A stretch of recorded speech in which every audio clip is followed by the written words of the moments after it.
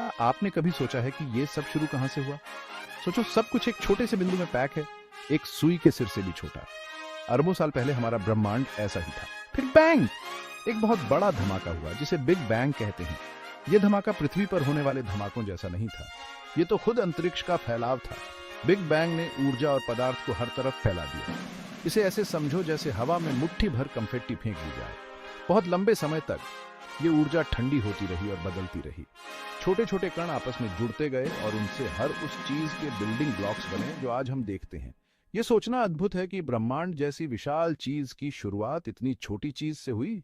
ब्रह्मांड आज भी फैल रहा है जैसे कोई गुब्बारा फूल रहा हो, और हमारी कॉस्मिक कहानी तो अभी शुरू ही हुई है।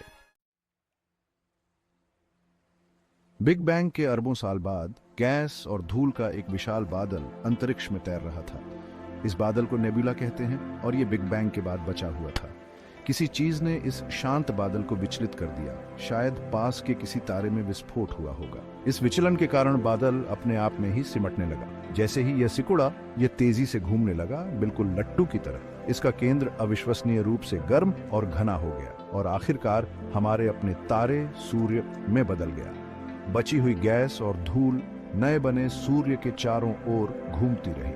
लाखों वर्षों में ये कण आपस में टकराते रहे और आपस में चिपकते रहे, मानो कोई विशाल कॉस्मिक स्नोबॉल बन रहा हो। ये क्लम्प्स बड़े और बड़े होते गए और आखिरकार उनसे वे ग्रह बने जिन्हें आज हम जानते हैं।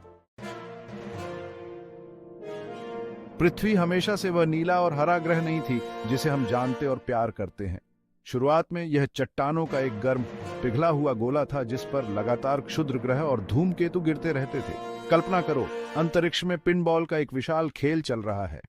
इन टकरावों से पृथ्वी पर और ज्यादा सामग्री आती गई जिससे यह बड़ी होती गई। जैसे जैसे पृथ्वी ठंडी हुई, लोहे जैसे भारी तत्व केंद्र में डूब गए और ग्रह का कोर बना। सिलिकॉन और ऑक्सीजन जैसे हल्के तत्व सतह पर आ गए और पृथ्वी की परत बनाई। इसे ऐसे समझो जैसे तेल और पानी को मिलाया जाए, वे परतों में अलग हो जाते हैं। इस प्रक्रिया से पृथ्वी पर उसकी अलग अलग परतें बनी, जिनमें से प्रत्येक के अपने अनोखे गुण हैं। यह एक विशाल स्तरित केक की तरह है, लेकिन बहुत ज्यादा गर्म।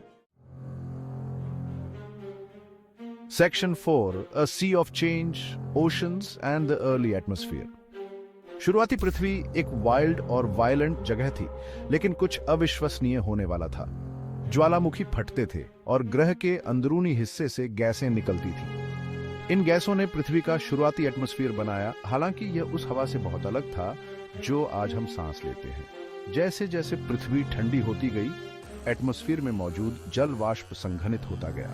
हजारों, शायद लाखों वर्षों तक आसमान से बारिश होती रही। इस लगातार बारिश ने निचले इलाकों को भर दिया, जिससे पहले महासागर बने। ये शुरुआती महासागर शायद गर्म और उथले थे, आज के विशाल गहरे महासागरों जैसे बिल्कुल नहीं, लेकिन जीवन की शुरुआत के लिए ये एकदम सही जगह थे। Section 5, life finds a way, the first inhabitants. पृथ्वी पर जीवन की शुरुआत कैसे हुई, इसका सटीक विवरण अभी भी एक रहस्य है, लेकिन हम जानते हैं कि यह एक अविश्वसनीय घटना थी।